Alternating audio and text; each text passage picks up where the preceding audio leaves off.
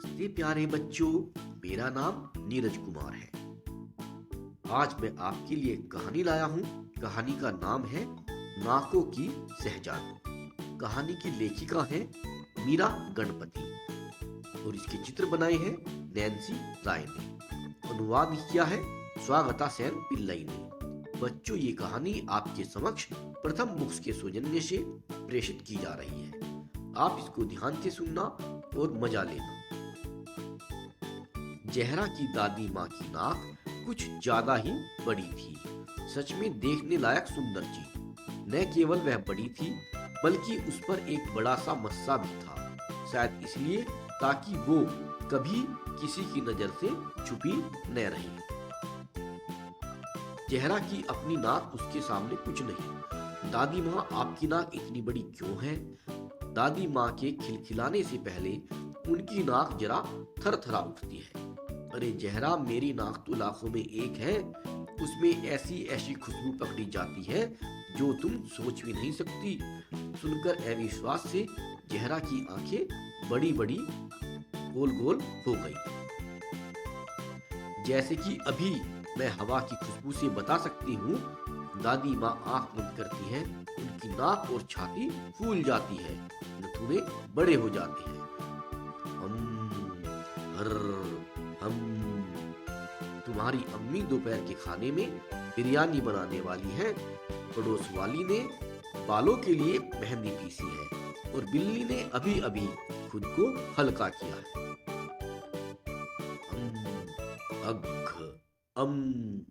जहरा भी इन राज्यों को सूंघने की कोशिश करती है। अपनी दादी को देखकर जहरा भी सूंघने की कोशिश करती है।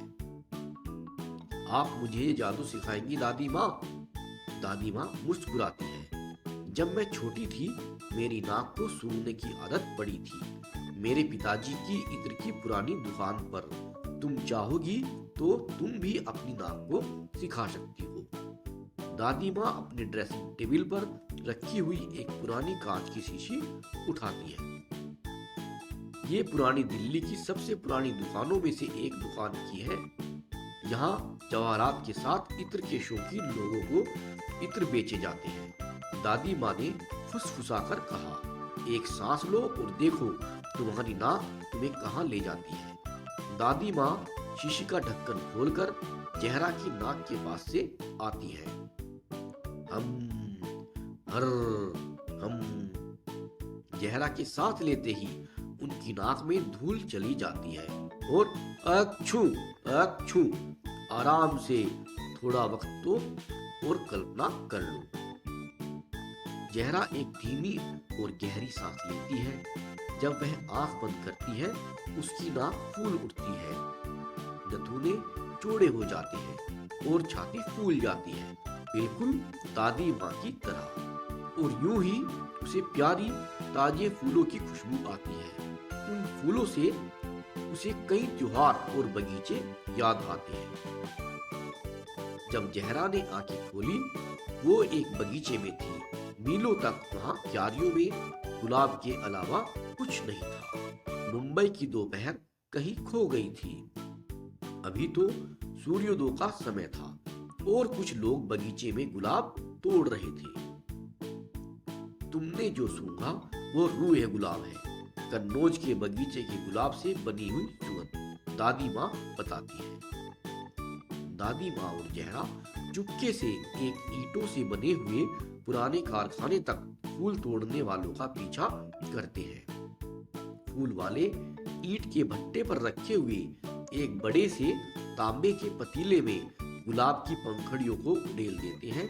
दादी माँ और जहरा हैरानी से इत्र को तैयार होते हुए और नाजुक सी कांच की शीशियों में भरे जाते हुए देखते हैं। क्या रूहे गुलाब ही बनता है यहाँ?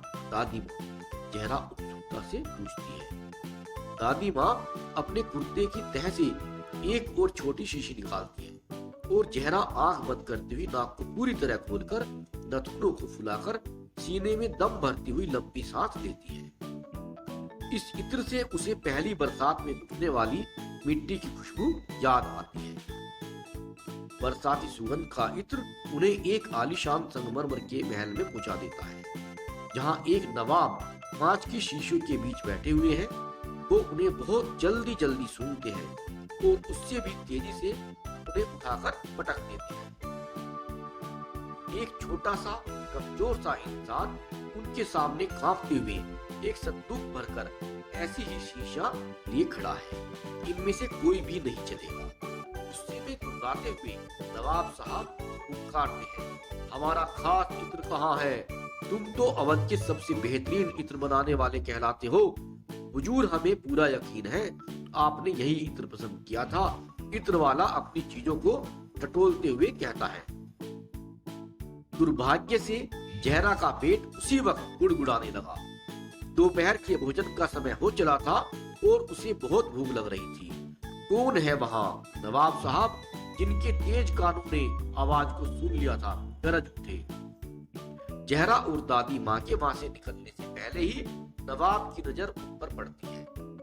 दादी माँ को देखकर वो कहते हैं, दादी जी, हमने आपको यूं चोरी चोरी जासूसी करने की सजा दी होती, मगर मुझे दिख रहा है कि आपके पास बहुत ही खास नाक है।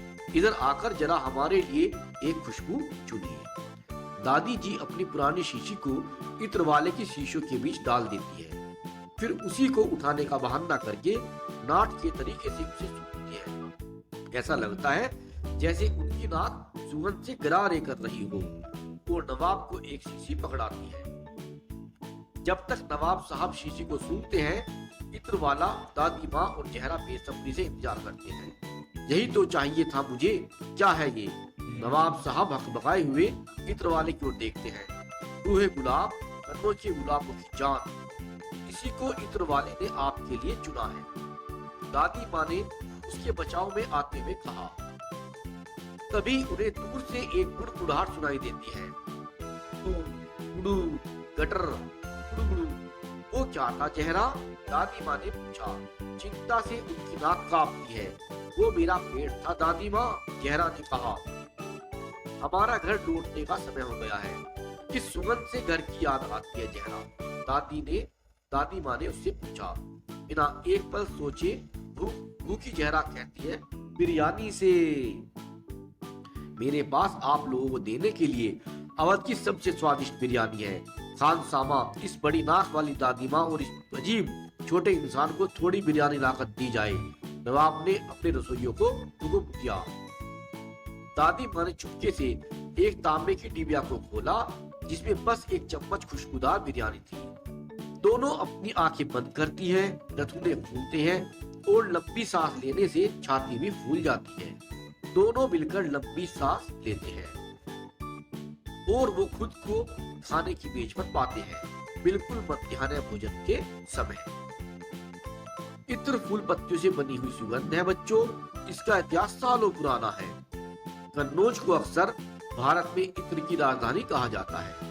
मुगल सम्राटों को इत्र लगाने का बहुत शौक था।